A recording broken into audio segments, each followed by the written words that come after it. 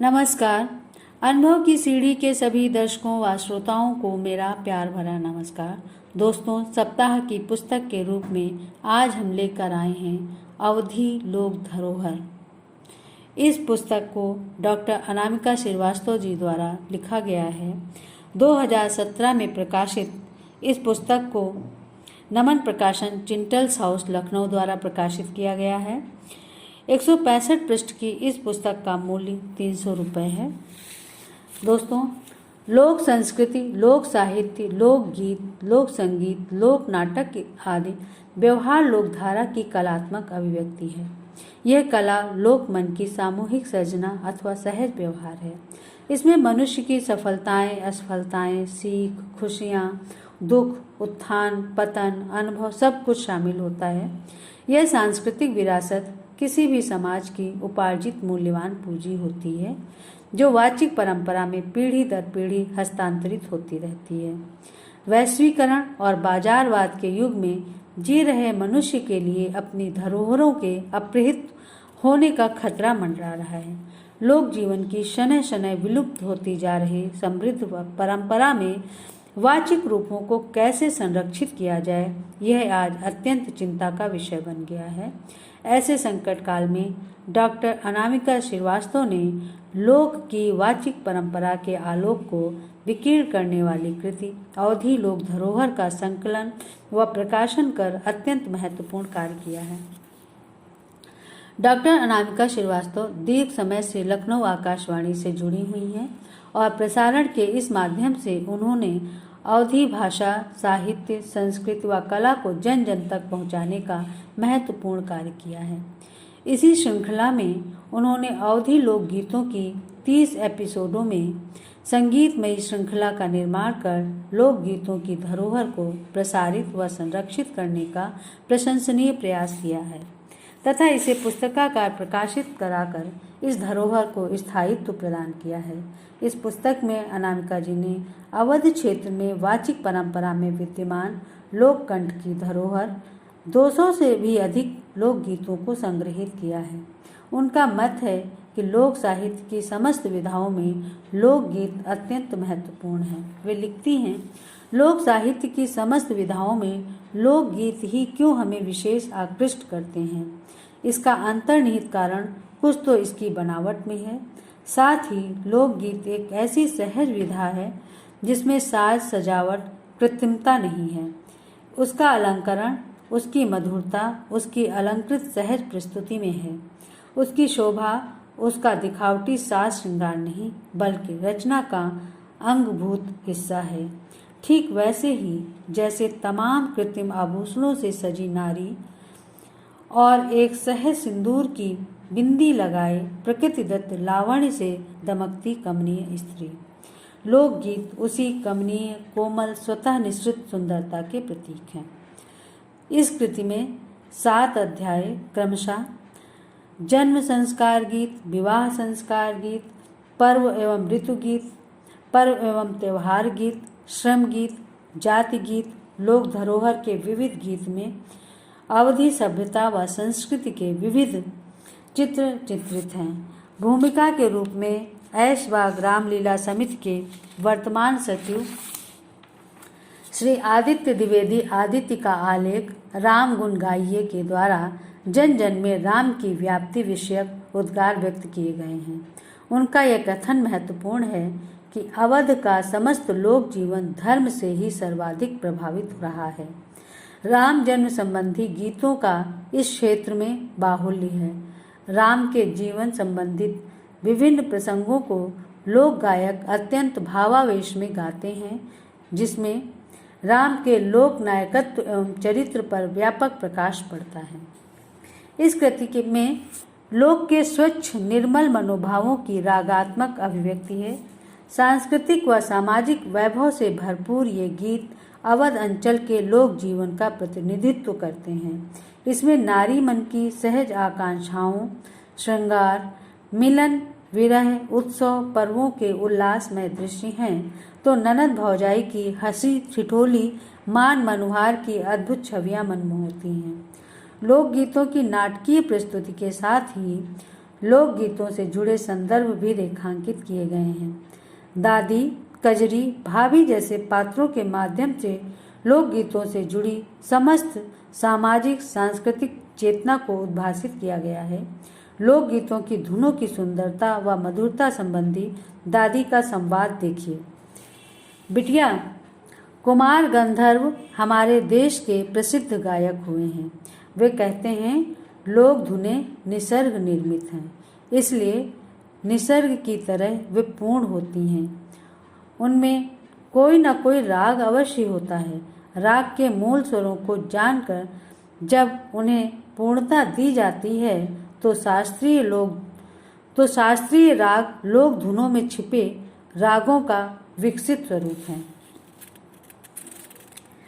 जन्म संस्कार गीत अध्याय में मंगलाचरण के रूप में गणेश स्तुति एवं देवी गीत तथा एक बच्चे के जन्म से लेकर यज्ञोपवीत संस्कार से संबंधित लोकगीत संग्रहित हैं, जिनमें जच्चा, सरिया, सोहर, बधाइयाँ, मनरंजना, सोठ गीत, हरीरा गीत, अजवाइन गीत, गोंदना, पिपरी गीत, पालना, नामकरण, नजर, अन्नप्राशन, मुंडन, कंछेदन, जनेऊ गीत प्रमुख हैं। ये गीत अवध क्षेत्र की सभ्यता व संस्कृति के दर्पण की तरह हैं, जिनमें ग्राम्य जीवन से जुड़े मार्मिक प्रसंग प्रतिबिंबित होते हैं। उदाहरण के लिए गोंद, जीरा, अजवाइन, पिपरी आदि जच्चा के लिए औषधि की तरह है। इनसे जच्चा के लिए हरीरा बनाया जाता है, जो कि स्वाद में कसैला होता है। इन सब बातों की जानकारी लोकगीतों के माध्यम से बहुत ही खूबसूरती से मिलती है। साथ ही सास, जिठानी, ननद, देवर आदि की भागीदारी भी परिलक्षित होती है। एक गीत देखिए कि नीक न लागे बलमुआ हरीरा गुड़का, सासू आवे चरुआ चढ़ावे मांगे अपना नेग, रुपया पैसा एक न देबे नाही देबे नेग, दई देबे बलमुआ हरीरा गुड़का। विवाह संस्कार गीत अध्याय में देवी गीत मंगलाचरण के साथ विवाह पूर्व न्योतने से लेकर ढोलक पुजाई, हल्दी, तिलक, मेहंदी, विवाह, सेहरा, भात, बन्ना बन्नी, मंडप, जयमाल, सुहाग, कन्यादान, लावा, परछन, सिंदूर दान, बाती मिलाने, ज्यौनार, गारी, सिखावन, विदाई, परछन, वधु प्रवेश, पंसासारी, नकटा और ढोलक गीत शामिल किए गए हैं। इन गीतों के माध्यम से अवध क्षेत्र में विवाह संस्कार से जुड़े रस्मों रिवाज की विस्तृत जानकारी मिलती है। किसी भी कार्य को शुभारंभ करने से पूर्व देवी देवताओं का आवाहन किया जाता है। साथ ही पितरों को भी न्योता देने की परंपरा रही है। पितरों के साथ ही पृथ्वी, आकाश, नदी, ताल, वायु, अग्नि सहित सगे संबंधी वे सभी जो हमारे जीवन से जुड़े हैं, सबको न्योता दिया जाता है ताकि वे प्रसन्न हों तथा सभी मांगलिक कार्य निर्विघ्न समाप्त हो सकें। 5 पान 9 कापड़ हो, ब्रह्मा विष्णु महेश सुरेश, गणेश उनाई के न्योत्यों मैं आज। 5 पान 9 कापड़ हो, उनके सरीखे, बहुरेओ देई, उनों को न्योत्यों मैं आज। विवाह में हास परिहास का वातावरण रहता है। इस समय गारी गाने की प्रथा है। गारी बहुत ही प्रचलित व प्रसिद्ध संस्कार गीत है जो ज्यौनार के समय गाया जाता है। इसमें वधु पक्ष की स्त्रियां वर पक्ष के सगे संबंधियों को गालियां देती हैं। इन गीतों में प्रायः राम, सीता आदि के नाम का उल्लेख वर वधु के रूप में मिलता है। एक गीत देखें कि जनकपुरी के नर नारी श्री हरि को गावे गारी जी, सिया राम से बनी। बड़भागी राजा दशरथ जी, जिनके पुत्र तुम चारी जी, सिया राम से बनी।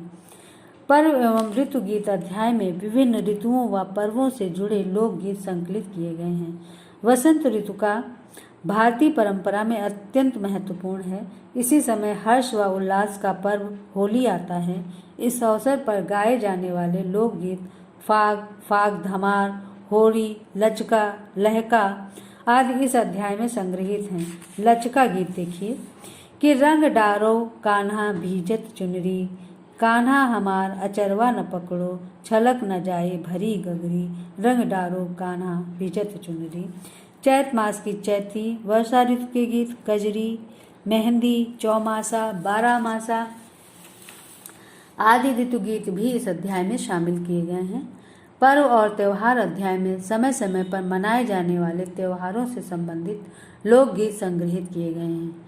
नागपंचमी, तीज, बरगदाही, रक्षाबंधन, करवा चौथ, धनतेरस, नरक चतुर्दशी, दिवाली, गोवर्धन पूजा, भाई दूज, काली पूजा तथा गंगा गीतों को इसी अध्याय में संग्रहित किया गया है।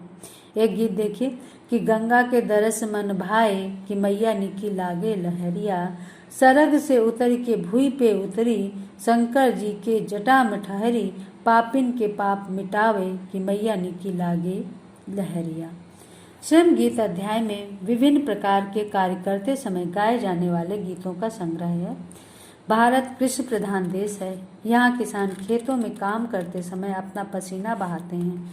श्रम कार्य में थकान से बचने के लिए वे सामूहिक गीत गाते हैं। कृषि कार्य से जुड़े कटनी गीत, निराई गीत, सीला बीनने, रोपनी, खेत रखवाली, खलिहान तथा कोल्हू गीत आदि को अवध क्षेत्र में गाए जाने वाले लोकगीतों की मनोरम झांकी इस अध्याय में मिलती है। पुरुषों के साथ ही महिलाओं द्वारा किए जाने वाले कार्य जैसे चकिया पीसना, ओसाई आदि करते समय गाए जाने वाले लोकगीत भी इस अध्याय में संकलित किए गए हैं। खेतों में अनाज हो जाने के बाद उनके दाने साफ करने के लिए ओसाई की जाती है। उस समय गाए जाने वाले गीतों को ओसाई गीत कहा जाता है। एक ओसाई गीत का उदाहरण देखें कि हाथन में लैके डलैया हो हम करीबे ओसाई, कटिके ख्यात सजय खरिहनवा, सजगे ढेर गेहूं के बिरुआ, चालू होइगे मड़निवा हो हम करीबे ओसाई। जाति गीत अध्याय में अवध क्षेत्र में निवास करने वाले विभिन्न समाजों से जुड़े लोकगीत संग्रहित हैं।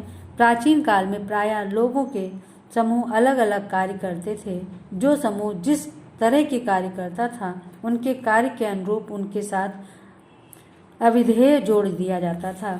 वे श्रम करते समय अपनी थकान मिटाने के लिए समूह में अलग अलग तरह के गीत गाते थे।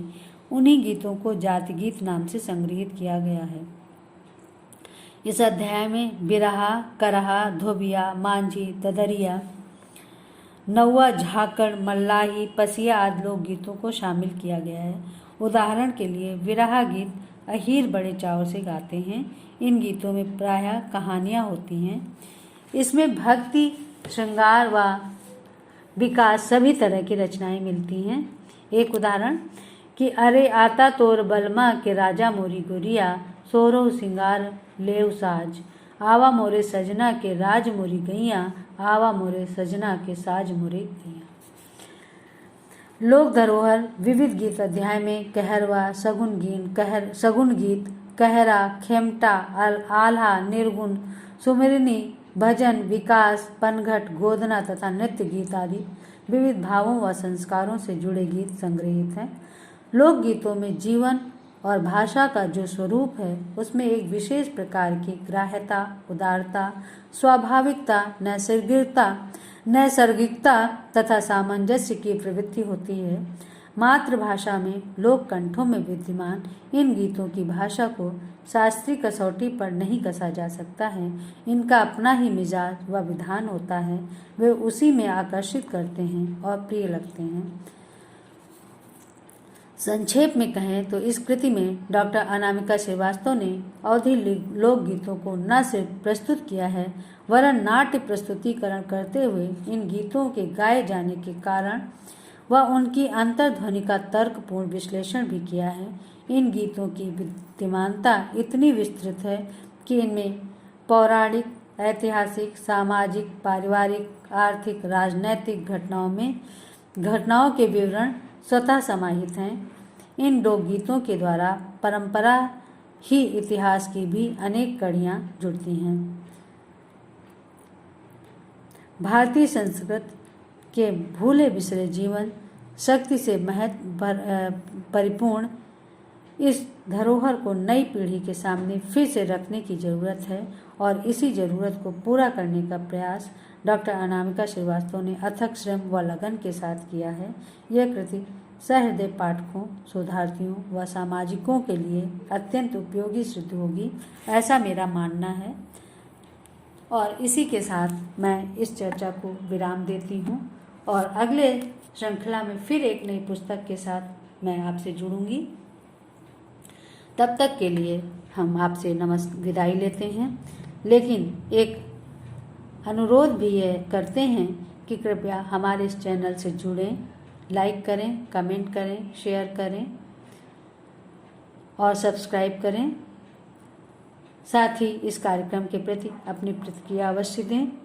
किसी विशेष पुस्तक की चर्चा अगर आप चाहते हैं तो उसको भी बताएं और वो पुस्तक अगर आपके पास है तो हमें उपलब्ध कराएं ताकि हम उसको पढ़कर एक अच्छी और अपनी कोशिश में अच्छी और विस्तृत चर्चा कर सकें। हमारा ध्येय पुस्तक को पाठकों तक पहुंचाने का है और हमें आपसे इस ध्येय में सहयोग की अपेक्षा है। धन्यवाद।